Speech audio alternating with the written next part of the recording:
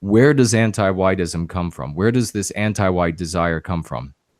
And it comes from the same place for both white and non-white anti-whites. So in the case of non-whites, they look at the glory of Western civilization and they compare that to what their people have done. They look at the magnificence of our architecture, our music, our science, our art, our history, our glorious history throughout the eons. And they look at what their people have done. And as a consequence, they feel jealousy and envy.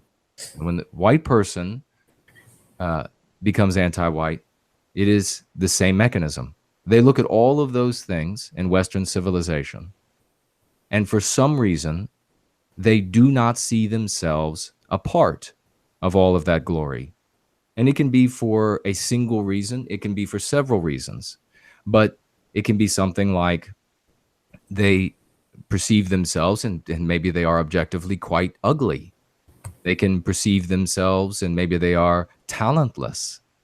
So there are many things that can cause a white person in society to feel that they are not part of the grand Western civilization, the great glory of the white race.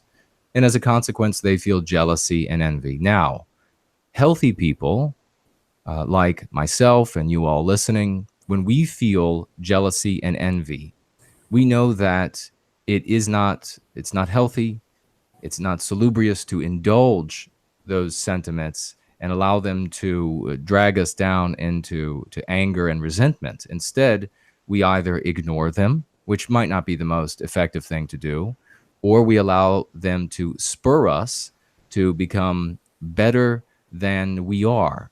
And we know we have the maturity to realize that everybody is dealt a hand in life, and you have to play the hand you get. We can't manipulate our DNA yet. We can't make ourselves far more intelligent or far better looking or far healthier.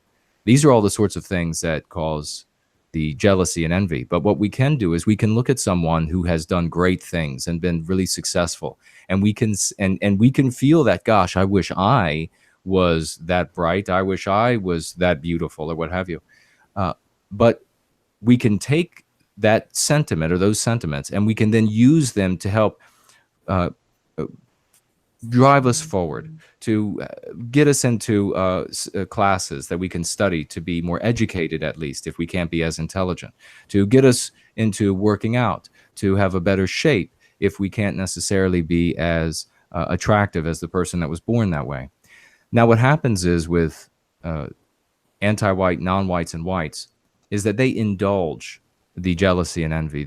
They sink into it, and they end up declaring to themselves that they are victims as a consequence. They are victims in this world from the start because they're not as lovely, they're not as intelligent, they're not as well spoken, or they can't sing beautifully, or what have you. And then they look for someone to blame for it. Now, all of this takes place at a very early age. So they look for someone to blame, but who can be blamed? God can't be blamed. I mean, they can try. I've heard people blame God or the creator, fate, nature. I've heard people blame these things, but the problem with blaming them is that that's a cul-de-sac. It's a dead end.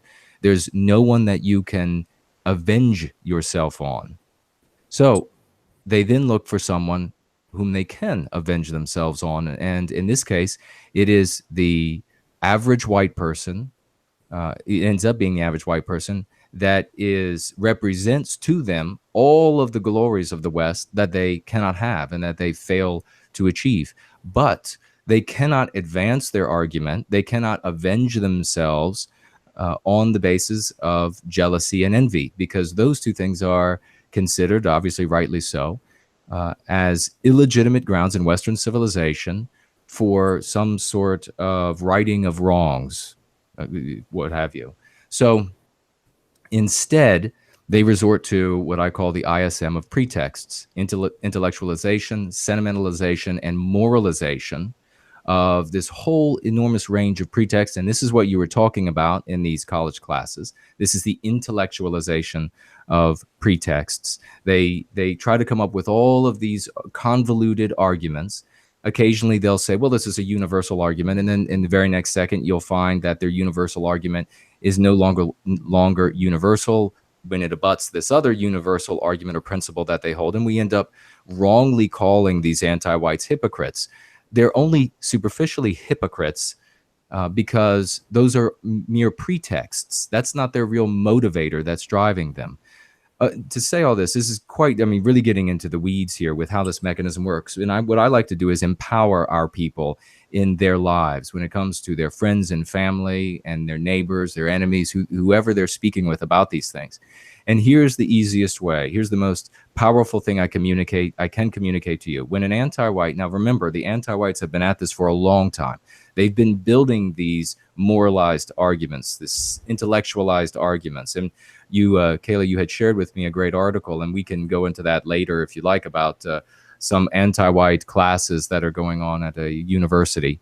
And when they bring these sorts of arguments to you, the only thing you need to say, don't engage these arguments, first of all. These are mere pretexts. You would not engage a liar on your doorstep who was giving you pretexts. You would say, look, I don't want to hear the nonsense. X is going on, and I know that that's the real motivator, so get off my doorstep. This is how you have to handle an anti-white. Just say to them when they bring these enormously convoluted arguments, say to them, I don't care what argument you can make.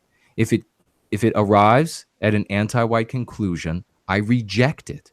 And that's it, folks. They have nothing more they can say at that point, because all of the arguments, all of the classes, all of the training, all of the moralization and sentimentalization and the like, all of it is reduced to an anti-white conclusion. And if you simply refuse to accept an anti-white conclusion under any pretext, and you force them into the position of denying that they are anti-white, and you force them into the position of specifically saying, no, we should arrive at an anti-white conclusion because of X, Y, and Z, you have won the debate, and they will walk away or run away maybe shaking their heads.